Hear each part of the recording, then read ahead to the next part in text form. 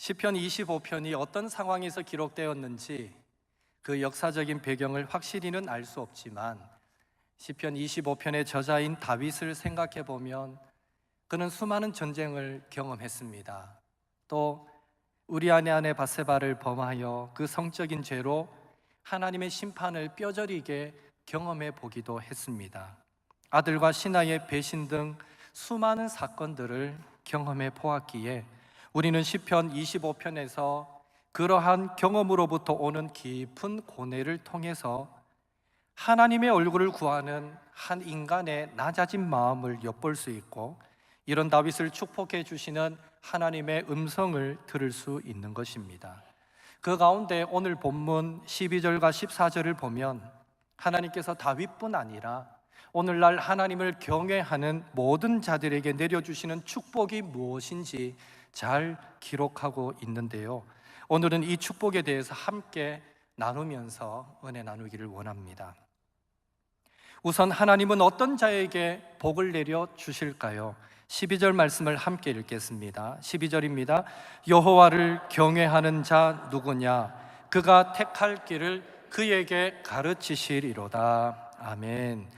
오늘 본문에 의하면 하나님은 하나님을 경외하는 자에게 깊은 관심을 가지시고 축복을 내려주시겠다라고 말씀하고 계십니다.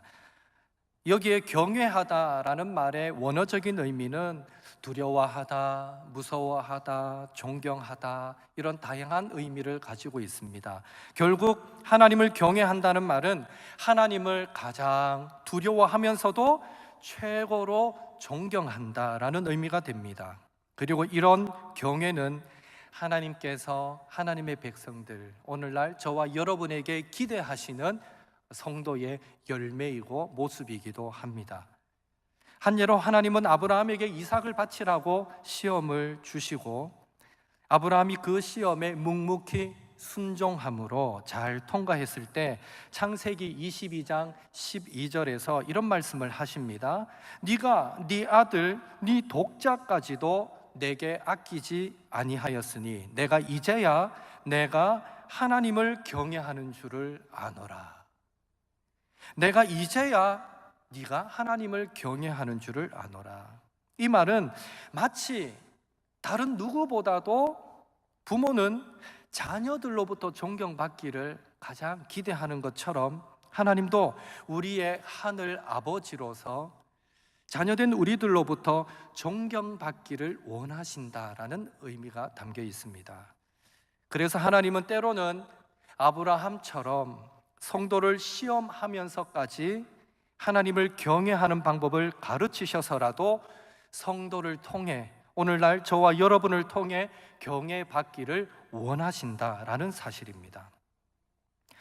요즘처럼 부모의 권위, 연장자의 권위, 지도자의 권위가 땅에 떨어진 시대에 이 경외라는 말, 얼마나 현대를 살아가는 성도들에게 피부에 와 닿을지는 모르겠지만 분명한 것은 적어도 성경이 말하는 경외는 지금 젊은 세대들이 부모님들을, 연장자들을 쉽게만 편하게만 여기고 대하는 그런 방식과는 많은 차이가 있다고 여겨집니다. 성경에서 하나님을 경외한다고 할 때에는 우리 부모님 세대들이 그들의 부모님을 존경하여 매사에 조심스럽게 대하던 그 방식처럼, 심지어 부모님의 말씀에 어폐가 있어도 일단은 이해하고 순종부터 하던 그 방식처럼 제자들이 스승님을 존경하여 스승님의 그림자도 밟지 않던 방식처럼 그렇게 두렵고 떨림으로 나아가고 사랑하고 존경함으로 순종한다라는 말이, 그 의미가 이 경외라는 말에 담겨 있는 것입니다. 그런 의미에서 이후로는 우리가 사랑 많으신 하나님 앞에 나아갈 때에 마치 버릇없는 손자의 모습이 아니라 경외함의 모습으로 나아가는 우리 서문의 성도님들이 될 수 있기를 예수님의 이름으로 축복합니다. 또한 하나님을 향한 우리의 그 경외함이 먼저는 모든 예배 가운데 겸손하게 준비되어지고 기경되어진 심령으로 드러나게 되기를 원하고요. 더 나아가 우리의 가정생활과 일상생활 가운데서 주신 말씀에 순종함의 자세로 드러나게 되기를 한 번 더 예수님의 이름으로 축복합니다. 그렇다면 하나님을 경외하는 자를 우리 하나님은 어떻게 축복해 주십니까? 첫째로, 하나님은 하나님을 경외하는 자에게 그가 택할 길을 가르쳐 주시겠다 축복하고 계십니다. 12절 말씀을 한 번 더 같이 읽겠습니다. 12절입니다. 여호와를 경외하는 자 누구냐? 그가 택할 길을 그에게 가르치시리로다. 아멘. 여기에 택하다라는 이 단어의 원어적인 의미는 자신이 좋아해서 선택하다, 신중하게 선택하다, 가장 적절하게 선택하다, 이런 의미가 있습니다. 또 그 시제는 미완료 시제입니다. 그러니까 그가 택한 길을 가르치신다, 이 말씀은 과거에도 내가 좋아서 순간순간 이 선택해 왔던 그 모든 것들에 하나님께서 간섭하셨고, 지금 현재에도 내가 좋아서 선택하고 있는 그 모든 것들을 지도하고 계시고, 장차 미래에도 내가 좋아서 내가 원해서 선택하는 그 모든 것에 하나님이 함께 하셔서 그 인생길을 성공적으로 걸어가도록 그렇게 인도하시고 그렇게 가르쳐 주시겠다라는 의미인 것입니다. 이 얼마나 놀라운 축복입니까? 우리는 크게 네 가지 유형의 선택을 하며 살아갑니다. 첫째, 내가 정말 하기 싫은 선택이었는데 그 결과가 좋았던 선택이 있습니다. 둘째, 내가 정말 하기 싫은 선택이었는데 그 결과도 좋지 않았던 선택입니다. 셋째, 내가 정말 하고 싶은 선택이었는데 상대적으로 그 결과는 좋지 않았던 선택이 있습니다. 마지막으로 내가 정말 하고 싶었고 너무너무 원했던 선택인데 그 결과도 좋았던 그런 선택이 있습니다. 여러분은 이 네 가지 중에 어떤 선택이 여러분 인생 가운데 가장 많으셨습니까? 분명한 것은 그 중에 최고의 선택은 내가 좋아서, 내가 너무너무 원해서 했던 그 선택이 그 결과도 좋은 경우일 것입니다. 만약 우리의 선택이 이런 선택으로만 채워질 수 있다면 인생이 얼마나 신나고 멋지고 행복하겠습니까? 그런 인생이라면 한번 살아볼 만하지 않겠습니까? 중요한 사실은 바로 그런 선택의 축복을 하나님을 경외하는 자에게 주시겠다라고 하나님은 지금 우리들에게 말씀하고 계시는 것입니다. 우리가 어떤 길을 선택해서 나아가야 할 것인가에 대해서 순간순간마다 하나님의 인도하심을 받는다는 것이 얼마나 큰 축복인가는 이스라엘의 역사가 증명해 주고 있습니다. 이스라엘 백성들이 애굽에서 고생하며 노역으로 인하여 울부짖을 때 누가 저들을 애굽에서 인도하였습니까? 누가 저들의 길을 인도하였으며 누가 저들에게 먹을 것, 입을 것, 마실 것, 삶에 필요한 모든 것을 공급해 주셨습니까? 궁극적으로 누가 저들을 가나안 땅으로 인도하셨습니까? 바로 전능하신 하나님이신 줄로 믿습니다. 따라서 우리는 매사에 하나님의 음성에 귀를 기울이고 하나님의 인도하심을 따라 살아야 될 줄로 믿습니다. 성경도 이렇게 말씀합니다. 이사야 48장 17절에 나는 너에게 유익하도록 가르치고 너를 마땅히 행할 길로 인도하는 너의 하나님 여호와라. 시편 37편 5절에 내 길을 여호와께 맡기라. 그를 의지하면 그가 이루시고. 혹 지금 우리 가운데 앞이 보이지 않는 어두운 터널을 지난 것 같은 성도님들이 계시지는 않습니까? 어떤 길을 선택해야 할지 몰라서 갈림길에서 고민하고 계시는 그런 성도님들이 계시지는 않는지요? 막다른 골목에 들어선 것처럼 절망적인 상태에 계신 성도님들이 혹 우리 가운데 계시는지는 모르겠습니다. 파란만장했던 다윗의 인생 가운데 그를 선한 길로 인도하셨던 하나님이 오늘 우리가 믿는 하나님이십니다. 이스라엘을 약속과 축복의 땅 가나안으로 인도하셨던 하나님이 오늘 우리가 믿는 하나님이심을 기억하셔서 더욱 하나님만을 경외함으로 길이요 진리요 생명이신 예수님의 인도하심 가운데 우리가 좋아서 내가 원해서 선택하여 걸어가는 그 모든 인생길에서 참된 승리와 참된 만족과 참된 행복을 맛보시는 우리 서문의 성도님들이 되시기를 예수님의 이름으로 축복합니다. 둘째로, 하나님은 하나님을 경외하는 자에게 그 영혼이 평안히 살도록 해주시겠다고 축복하고 계십니다.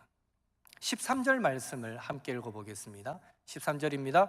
그의 영혼은 평안히 살고 그의 자손은 땅을 상속하리로다. 아멘. 여기에 평안이라는 단어도요, 좋은, 선한, 기쁜, 아름다운, 최선의, 풍부한 이런 다양한 의미를 가지고 있습니다. 따라서 하나님께서 그를 경외하는 자에게 평안히 살도록 해주시겠다, 이 말씀은 좋은 곳에 머무르도록, 선한 곳에 머무르도록, 그리고 기쁨 속에 머무르도록, 아름다운 곳에, 풍부함이 넘치는 곳에, 행복한 그곳에 머물도록 해주시겠다, 이런 의미가 되는 것입니다. 이 영혼의 평안이 사랑하는 서문의 성도님들 가운데 충만하게 되기를 한 번 더 주님의 이름으로 축복합니다. 영혼의 평안, 이 영혼의 평안, 이것만큼 귀한 축복이 또 어디에 있겠습니까? 하루하루를 보내면서 한숨과 눈물과 고통 없이 지내는 인생이 어디 있을까요? 우리 주변에는 항상 많은 위험이 도사리고 있습니다. 경쟁에서 살아남기 위한 처절한 몸부림이 있기에 우리들은 마치 전쟁터를 방불케 하는 삶을 살아가고 있다 해도 과언이 아닌 것입니다. 그런 의미에서 이 영혼의 평안은 전도서 6장 3절 말씀처럼 100명의 자녀를 낳는 축복보다도 더 우선되고 또 장수하는 축복보다도 더 우선된다라고 말할 수 있는 것입니다. 다른 모든 일들이 잘 되어도 영혼이 평안하지 못하면 우리는 불행한 인생의 주인공이 될 수밖에 없는 것입니다. 사도 요한도 영혼이 잘 되는 것이 다른 어떤 것보다도 중요하다는 것을 강조했습니다. 요한 3서 1장 2절을 보면 요한은 사랑했던 가이오에게 편지로 3가지 축복을 기도할 때에 우리는 그 순서에 주의를 기울일 필요가 있는데요, 요한 3서 1장 2절 말씀 또 함께 읽어보겠습니다. 사랑하는 자여, 내 영혼이 잘됨 같이 내가 범사에 잘되고 강건하기를 내가 간구하노라. 아멘. 요한이 가장 먼저 강조하고 축복한 것이 무엇입니까? 다름 아니라 영혼이 잘 되는 것입니다. 영혼이 잘 되는 것. 영혼의 잘됨 없이 범사가 잘 되고 영혼의 평안함 없이 육신이 강건하다면 그것은 어쩌면 지옥행 특급 열차, 그것도 특석 티켓을 마련하는 것과 무엇이 다르겠는가 하는 것입니다. 바라기는 영혼의 참된 평안은 이 세상의 쾌락과 물질과 지식과 명예가 가져다 줄 수 없습니다. 오직 여호와를 경외함으로만 주어지는 것임을 기억하시고 날마다 말씀과 기도 가운데 하나님을 경외하며 살아가심으로 먼저는 영혼이 평안을 얻고 영혼이 잘 되고 더 나아가 범사도 잘 되며 우리 육체의 강건함도 얻으시는 서문의 모든 성도님들이 되시기를 예수님의 이름으로 축복합니다. 셋째로, 하나님은 하나님을 경외하는 자에게 그 자손이 땅을 상속받게 해주시겠다라고 축복하고 계십니다. 13절 말씀 한 번 더 함께 읽습니다. 13절입니다. 그의 영혼은 평안히 살고 그의 자손은 땅을 상속하리로다. 아멘. 이스라엘 백성에게 있어서 땅은 창세기에서 요한계시록까지 일관되게 흐르는 하나의 주제일 정도로 너무나 중요한 의미를 가집니다.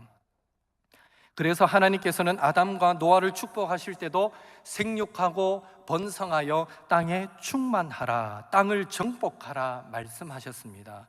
아브라함을 부르실 때도 너의 고향과 친척과 아버지의 집을 떠나 내가 너에게 보여줄 땅으로 가라 말씀하셨고, 불타는 떨기나무에서 모세를 부르실 때에도 나는 그들을 그 땅에서 인도하여 아름답고 광대한 땅, 젖과 꿀이 흐르는 땅에 데려가려 하노라, 이렇게 말씀하셨습니다. 다윗을 축복하실 때에도 내가 또 내 백성 이스라엘을 위하여 한 곳을 정하여 그들을 심고 그들이 그곳에 거주하면서 다시는 옮겨가지 아니하게 하며 악한 사람들에게 전과 같이 그들을 해치지 못하게 하여 라고 말씀하셨고, 눈물의 선지자 예레미야에게 새 언약을 주실 때에도 보라, 날이 이르리니 이 성은, 이 땅은 하나님의 망대로부터 모퉁이까지 이르리니 여호와를 위하여 건축될 것임이라. 여호와의 거룩한 곳이니라. 영원히 다시는 뽑거나 전복되지 못할 것이니라 라고 말씀하셨는데, 이렇듯 하나님의 구원의 약속에는 늘 땅에 대한 축복이 포함되어 있었던 것입니다. 그리고 이 약속이 발전하여서 예수님을 통하여 성취되는 구원의 약속에도 보면 영적인 땅에 대한 축복, 즉 천국, 새하늘과 새 땅, 거룩한 성, 새 예루살렘에 대한 축복이 빠지지 않고 등장하고 있는 것입니다. 하나님께서 자신을 경외하는 자에게 약속하신 이 땅의 의미는 크게 두 가지입니다. 첫째는 이스라엘 백성이 실제로 출애굽하여 가나안 땅에 들어가서 안식과 자유를 누렸던 것처럼 하나님을 경외하는 자에게 육신의 안식을 위해 이 땅에 허락하신 보금자리의 의미가 있습니다. 둘째는 하나님이 허락하신 약속의 땅 가나안은 영적으로 하나님 나라의 의미로서 하나님을 경외하는 자에게 영혼의 참된 안식을 위해 준비하신 천국의 의미도 있는 것입니다. 이렇듯 이스라엘 백성에게 있어서 땅은 영적이고 육적인 모든 축복의 결합체인 것입니다. 단순히 거주하는 땅의 의미를 넘어서는 것이죠. 그리고 그 땅을 상속하게 해주시겠다 할 때에 이 상속하다라는 말도 미완료 시제입니다. 이는 하나님께서 우리가 이 땅에 살 동안 안식과 평안을 누릴 보금자리를 하나님을 경외하는 자뿐 아니라 그들의 믿음의 후손들에게까지 계속해서 물려가도록 축복해 주시겠다라는 의미이고, 궁극적으로는 하나님의 나라 천국도 하나님을 경외하는 자뿐 아니라 그들의 믿음의 후손들에게까지 상속시켜 주겠다라는 약속의 말씀인 것입니다. 여러분, 우리의 소유를 내 힘으로 지키려고 노력할 때 얼마나 잘 보존할 수 있겠습니까?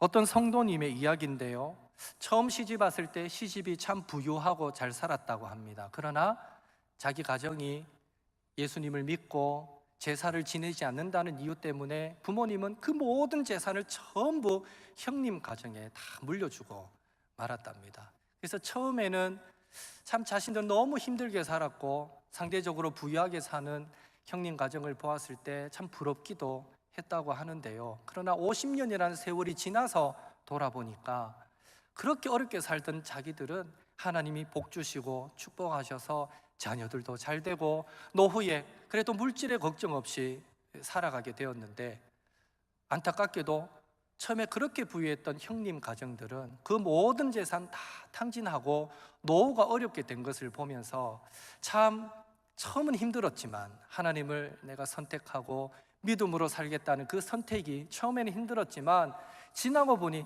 하나님이 우리를 그렇게 축복해 주셨고 은혜로 인도해 주셨습니다, 간증하는 고백을 제가 들은 적이 있습니다. 이런 사실만 보더라도 당대의 재물과 부귀가 다음 세대로 이어지는 것은 인간의 노력만으로는 불가능합니다. 반대로 당대의 가난이 다음 세대에 이어지지 않고 100배의 결실을 거두게 되는 건 역시 인간의 노력만으로는 불가능한 것입니다.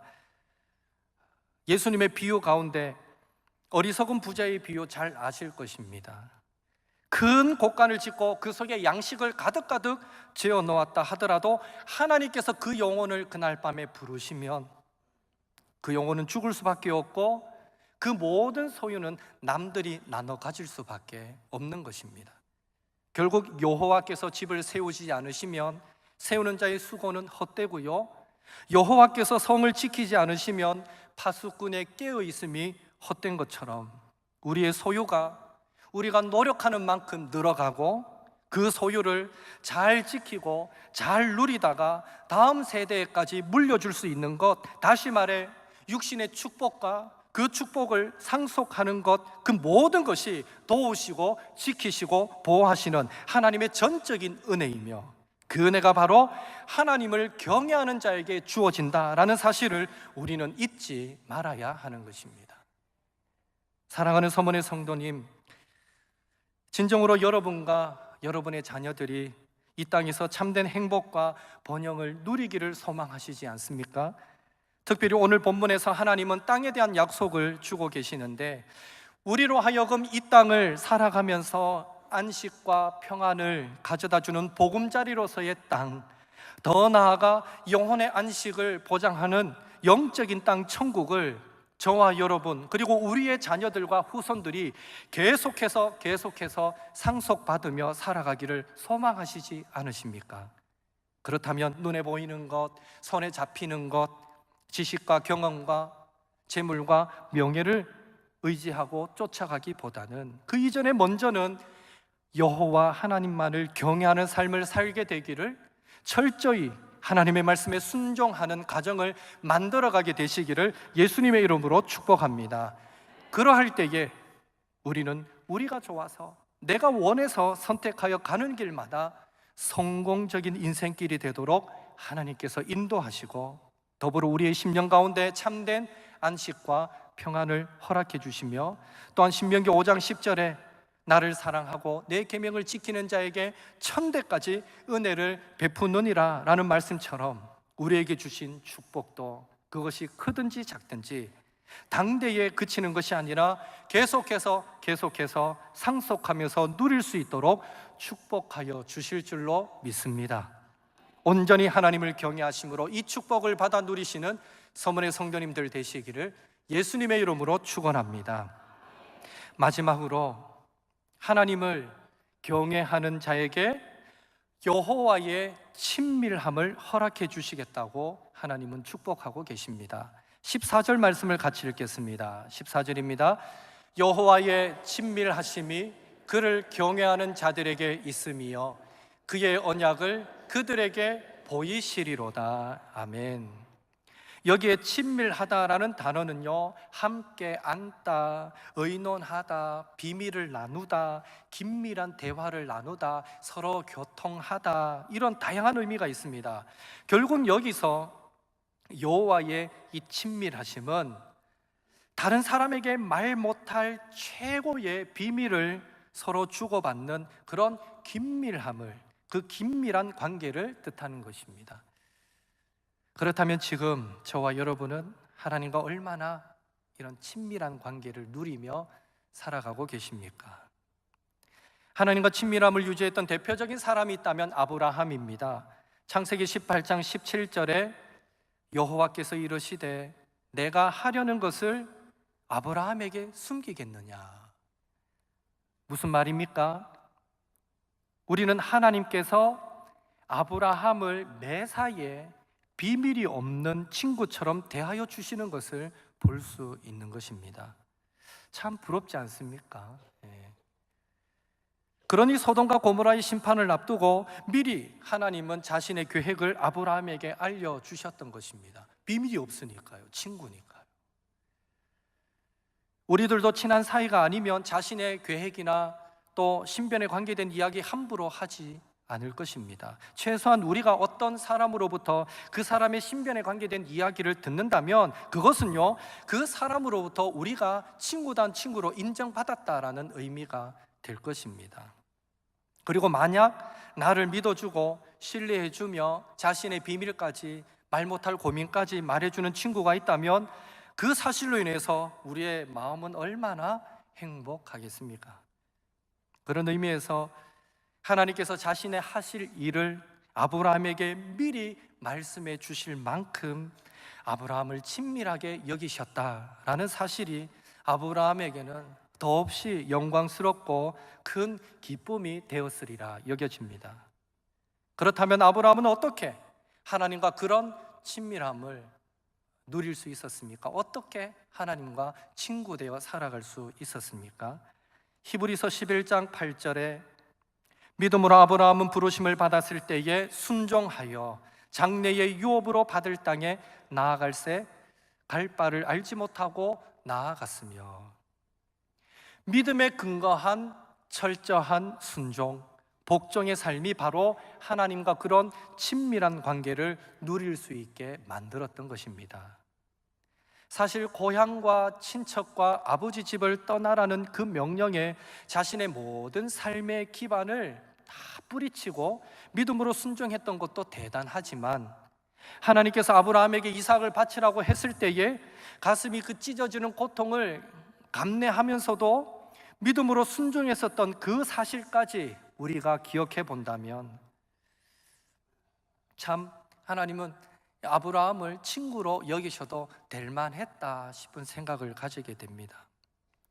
사람 사이에서도 이 정도의 신의와 믿음으로 생명까지 아낌없이 내어질 정도로 대해주는 사람이 있다면 우리 역시 그 사람과 더 가깝게, 더 친밀하게, 정말 단짝으로 지내고 싶지 않겠습니까? 그래서 예수님도 요한복음 15장 13절에서 15절에 이렇게 말씀하셨습니다. 또 함께 읽겠습니다. 사람이 친구를 위하여 자기 목숨을 버리면 이보다 더 큰 사랑이 없나니 너희는 내가 명하는 대로 행하면 곧 나의 친구라. 이제부터는 너희를 종이라 하지 아니하리니 종은 주인이 하는 것을 알지 못함이라. 너희를 친구라 하였노니 내가 내 아버지께 들은 것을 다 너희에게 알게 하였음이라. 아멘.